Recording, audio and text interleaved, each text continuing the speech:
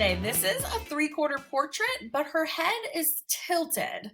So it's an extra special challenge. And the way that we need to deal with this is we need to come up with our own guidelines for drawing her, because the regular straightforward guidelines for a 3/4 portrait don't apply here. They do and they don't. So I'm using my pencil to find the angles that her eyes are sitting on. So I have a 3/4 portrait little PDF that I use as my cheat sheet. It's from one of my books. And I divide the face into 4 areas because that's what a 3/4 portrait does. But because her head is tilted, we need to find the angle of her eyes. And to do that, you just use a piece of trace paper, as you saw me do. And I just used my pencil to kind of figure out what that angle was compared to a straight across horizontal. And that's all you do. And you can kind of plot the new position of her eyes that way. So guidelines are your friend. It doesn't matter. It doesn't matter if you're drawing a lamp or a car or a face. It's always a good idea to construct your own set of guidelines for whatever it is that you're drawing, because all guidelines are just references to let you know. Holy head view, I'm so sorry about that. Geez Louise, shoddy camera shot there. So you just need to recreate your own guidelines. So you can, people use light tables, people use grids. I really like to try to draw from scratch and my own accord as much as I can. So my workaround so that I'm still kind of drawing from scratch is I will set up my grids on a piece of trace paper on the reference, and then I will recreate those new grid lines on my piece of paper. So that way I'm still like building muscle memory, and I'm still drawing from scratch on my own piece of paper. It means a lot of erasing, obviously, but that's okay. That's just it's just how it goes. So as you can see, the nose, oh, my head, this is the worst video. I'm so sorry. I'm only human. But if you can see how the nose literally like intersects with that, her eye. Isn't that so weird? And you have this triangular shape for the nose, because you're really looking up into the nose. You're like looking into her brain. So that is super awkward as well. But it's important to notice like the eyes and the mouth are in parallel. So whatever that wonky angle is for the eyes, you're going to recreate that as the mouth as well. And again, I'm taking my regular 3/4 portrait guidelines and then just adjusting the tilt accordingly and finding her eyes accordingly. So go slow, grab some trace paper. It's super helpful. But yeah, this one is a huge challenge. Huge shout out to Debbie Wynn, who's been a long time Patreon supporter, for requesting this. I think it's a fantastic lesson. It was really hard to find reference photos of this headshot, and it's really hard to draw. So I highly encourage you to just, pick reference photos that aren't hard. And your life is super easy. I'm just saying, Debbie. I hope you find this super helpful.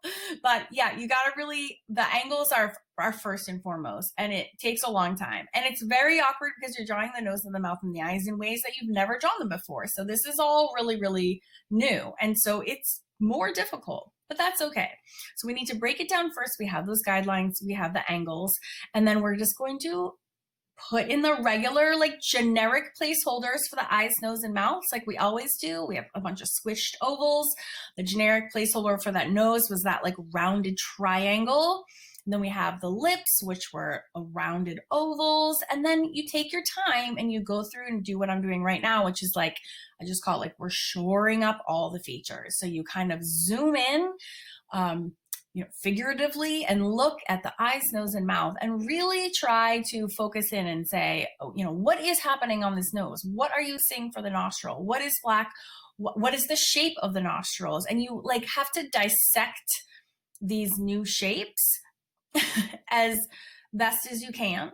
My art school is awesomeartschool.com, and this is where you can find the real-time versions of this entire series. There's going to be, I think, 16 altogether when we're all said and done. This one is actually labeled week 14. This is actually week 13. I just screwed up my numbering system, but there will be 16 when we are all said and done. And we're trying to learn a little bit different things with each tutorial. So in addition to exploring and celebrating the ethnicities that are all around the world, we're also learning how to do different color skin tones. We're learning different angles of the head. We have profiles, we have 3/4 portraits, we have this head tilt, we've had huge teeth.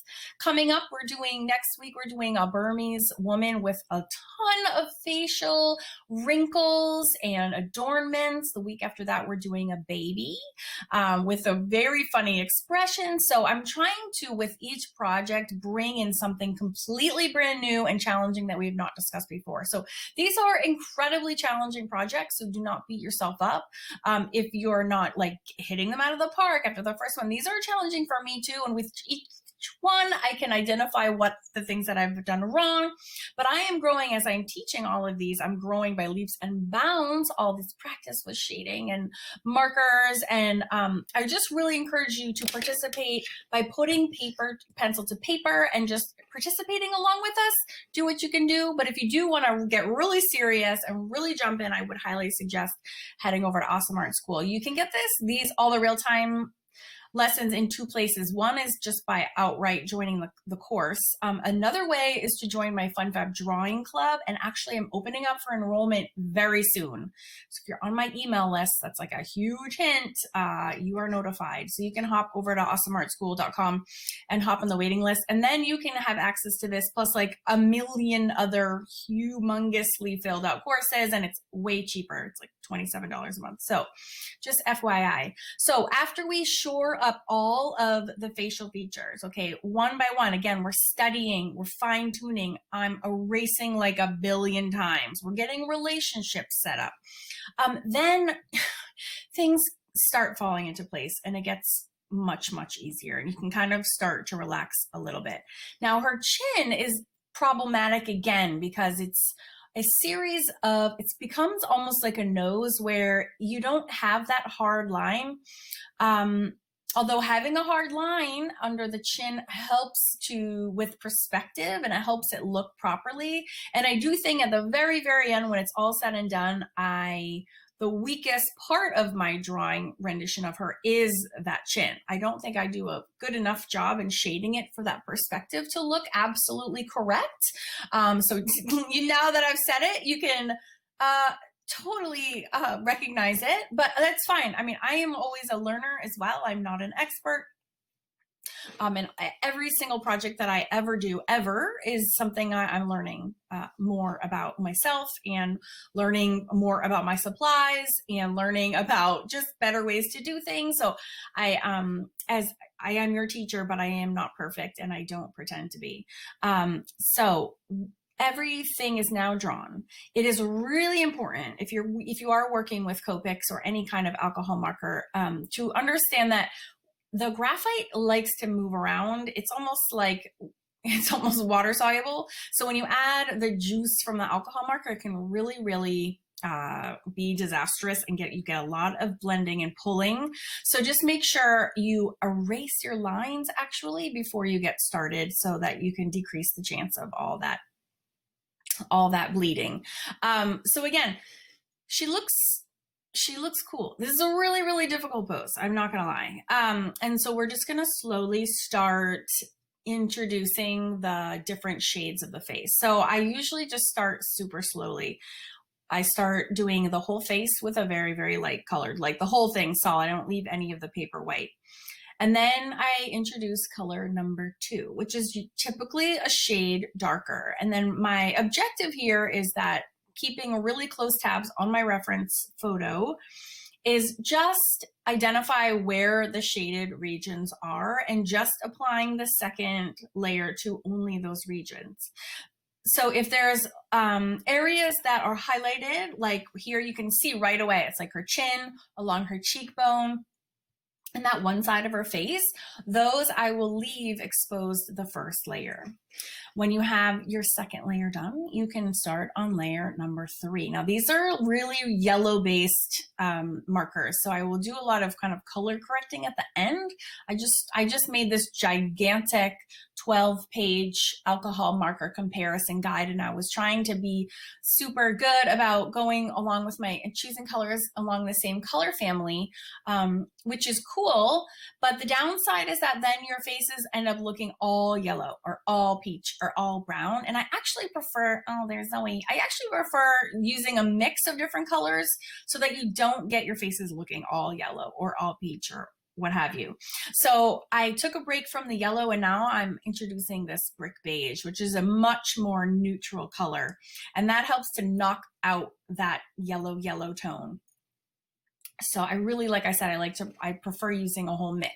So again, every time I'm adding a color, I'm going to add a darker color in just the shaded regions. And then once I have about 4 layers, which I have, I do exactly what I'm doing now. Now, this step is magical. So what I like to do is take a super neutral light color and we sweep it in the opposite direction, and look at this magicness that happens. It is taking all the layers that I've put on in a row and it like mashes them all together magically. And so I swiped her whole face vertically. Now I'm taking an even lighter color and I'm sweeping it all horizontally. And this is like my best secret blending technique because it really like fills in all the streaks, all the gaps. It re-wets all the colors underneath them, and it really like pulls the whole thing together. There's something super wonky and weird on her paper, on her lip. It never goes away. I don't even know what that is to this minute. So now I'm using like a pink shade. So I had the yellows, then I had some browns, excuse me, and now I'm going in with some pink. And again, using the different skin tones in the same project really creates this gorgeous like complexity. So don't be afraid to reach for, I know a lot of my students and you and watchers might be included, that 12-page color comparison guide. It's comparing the colors of Copics, Ohuhus, and Ortiza skin tones. I know it's tempting to only pick from the same color family when you're doing your faces, but I highly, highly recommend actually not and really mixing them up, because it's the blend of all those tones together that really makes like dynamic and beautifully shaded skin tones. So now I'm going super deep. It's like time to get serious. She has a lot of shading going on, and instead of avoiding the shading, which is very easy to do, and people that are scared of shading, I hear you loud and clear. However, if we want to take our work to the next level, we need to really start learning to draw what we see. And if you have really, really dark shadows, you need to draw them in, okay? So this is scary, but it's worth it in the end. So if you introduce a super dark color like I just did, and it looks terrifying, this is the ugly stage, and it is if you're not having an ugly stage in your drawings, you are not even drawing the right way. No, I'm just kidding. That sounds crazy. But honestly, it's super normal, and you should be terrified at some point, because that means you are adding all the layers that you need to do to get all the contrast between the lights and the darks. And whenever you get really scared, you can do this magical blending layer like I'm doing right now, which again is you take a tone that's lighter than most of your colors and you sweep it across the face. And that helps, again, see all these all get blended all together. So it's layer upon layer upon layer. And then you take time out and you add some darker. And then you go back in and you blend it out with your lighter ones. So it all comes together in the end, or it doesn't, but you'll learn a whole lot either way. There's a lot of mistakes on her, but like I'm also learning. I don't do this head tilt ever. This is the first time. So there's going to be the things that are not perfect, and that's just fine. And I'm hoping that by showing you and highlighting my mistakes, then that will help you to avoid them, and it'll help me to avoid them and be better the next time I draw something like this. So it's all good. Now, hair can be daunting, but the cool thing about using alcohol markers is that you can do a lot of hair really quickly. So I'm tilting my hand like to the side. It's almost like resting tip. So I'm using the side of my brush instead of the tips. and it makes the hair go like super fast actually. So it's not that bad at all. So I'm just using a dark color. And you can very quickly almost draw all the strands and like fill in her whole head of hair like super duper fast. So we are cooking now. We have her little shirt color, which is just like a yellow. And then I'm adding a second color. I like to have at least 2, if not 3 colors of hair. So if it's brown hair, you just pick 3 shades of brown. If it's blonde hair, you do 3 shades of yellow, same for red, etc. So it just helps it to break it up, and it's not like it needs to look super realistic, but it does make it look less like just looks better. It just looks good. So do it. So I'm taking my fine liners and adding some details. I am a super outliner, and you don't have to do that if you don't want to. I like to kind of just add a little bit, just to add a little bit of definition to the shapes. It's just, this is like personal artistic preference. If you want to try it. You might try it and hate it. It might feel super scary to you to like introduce this black solid black line. If this was like, if I was doing super realism, you would never have any of these black lines in your paper at all. That's one of the reasons I use the word whimsical, is because it's kind of like, you know, it gives me artistic license to have a more illustrative style, or like get something wrong. I'd be like, whatever, it's not even realistic, so who cares? Like, it's me giving myself and giving you full permission to like go your own way. That's the beauty of the whimsical, the idea behind the whimsy in this whole series. So in order to have dimension, or have the look of dimension, no matter what you're doing, the eyes, nose, mouth, cheeks, hair, skin color, you want at least 3 shades. And so again, so I'm even doing 3 shades for her makeup, right? 3 shades for her hair, her lips. Everything should have at least kind of 3 tones in it. Now the eyes, her eyes are like almost all in shade. And I have a confession to make, speaking of mistakes. I go in and I do a lot of shading right here with my gray, and I really strongly suggest not doing that. It's cool for heavy shading like in the eyes, but I really started using a lot of gray at the very end of this project, and I think it is a mistake. I was told long ago by one of my art teachers to never use black or gray in your projects. And instead to use the colors, like mix different values of different colors. And I didn't really understand that until after I did this project, and I realized, oh, I see that now. It really dulls it down in not a good way. It is a shortcut, and I think it has a negative effect on it. So I would recommend just be patient with yourself and layer with the colors, skin tones, or the color, whatever it is that you're drawing, and not reach for those grays. I wanted to make this little glowing. I had another student, so Debbie Wynn asked me to do this specific head tilt, and I had another student who asked if I could go into in-depth on pencil. So the real-time versions, I have a lot of explanations on just the use of color pencils over alcohol markers, how to hold your pencil, how much pressure to use, directionality. Again, so if you want the real-time versions, or if you're looking for more, I have more. It's just not on YouTube, because people that are watching on YouTube, watching it for inspiration, they want to watch, but they're not so much necessarily drawing along with me. So we're speeding things up a little bit more this week. And this is a rough transition. That some of the shading on her chin is really rough. So I'm hoping that the color pencils will be used to kind of ease the transitions in some of those areas that are too much. I can help with the color pencils. Sometimes it works, sometimes it doesn't. It works better on darker skin tones. I just filmed the baby today, and she is super light skin tone, and it doesn't work as well. It makes it look a little like too textured. It kind of interrupts her little sweet baby cheeks. And so again, sometimes it works, sometimes it doesn't. You can add the colored pencil in her hair, and that definitely adds some nice texture. Adding a little bit of white pencil also like pulls out individual strands, which helps it make it look really realistic as well. You can also use, again, color pencil. I used quite a bit of it in this project, again, on purpose because my student requested it. But you can use as little or as much as you want. It's also not the best idea to go back over a lot of the pencil with your markers because the pencil lays down, and I use Prismacolors, but it lays down quite a bit of like a waxy finish. So putting the alcohol markers on top doesn't usually like take it very much. That being said, if you go too much, say on your white highlights, like my white highlights sometimes are too much, you can take color pencil and knock back that white, because it's white paint, and kind of knock it back a bit, which is cool. All right, I'm using my Pentel pocket brush